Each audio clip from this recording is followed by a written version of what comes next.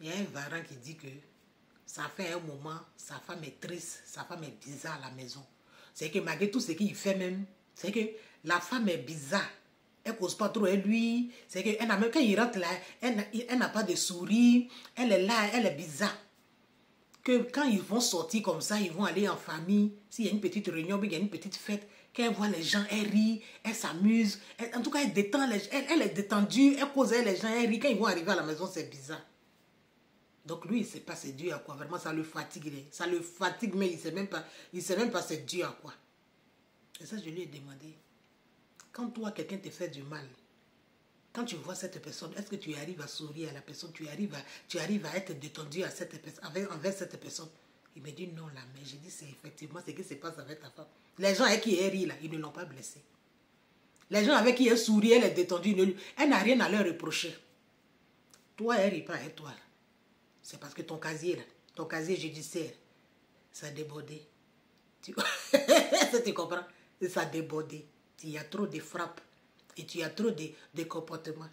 Est-ce que tu comprends? Tu as trop fait. Donc maintenant, ça l'a refroidi. Un être humain est comme ça.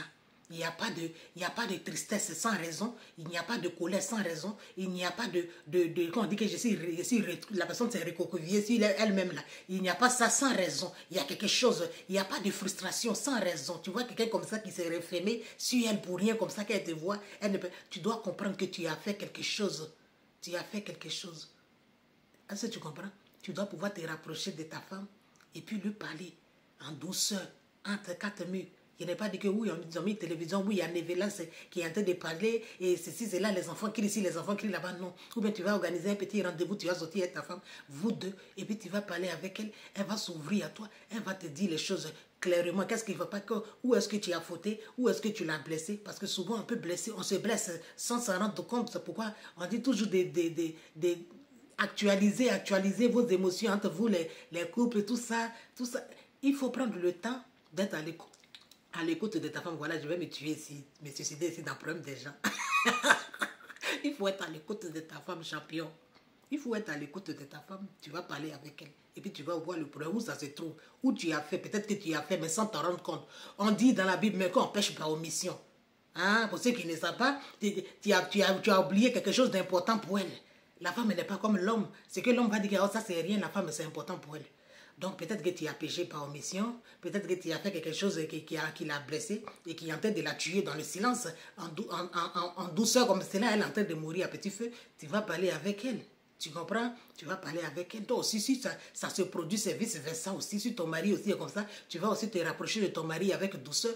Tu vas chercher à comprendre, tu vas l'écouter, tu vas faire doucement. Quand on veut avoir la clémence de quelqu'un, on veut avoir la douceur de quelqu'un, tout bien l'attention de quelqu'un, on ne vient pas avec les reproches. Hé, toi là, non, c'est doucement. Ah, mon bébé, c'est comment? 2 jours là, je ne te sens pas, hein, viens un peu à côté de moi, tout ça.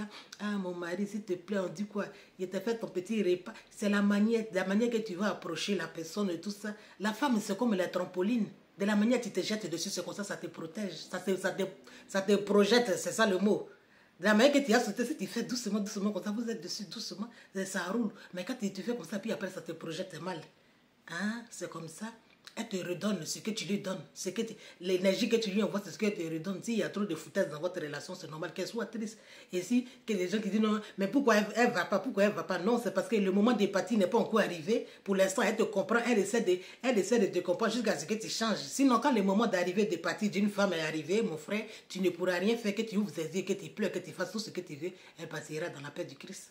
Donc si elle est encore là, c'est parce qu'elle tient encore à toi. Mais il faut qu'il y a certaines choses que tu dois prendre les devants et pour clarifier les choses et pour mettre les choses en ordre. Est-ce qu'on se comprend? Je sais qu'on se comprend. Parce que les varans même ne sont pas de fous. Voilà, ils savent très bien, mais ils font exprès. Occupe-toi bien de ta femme, ok?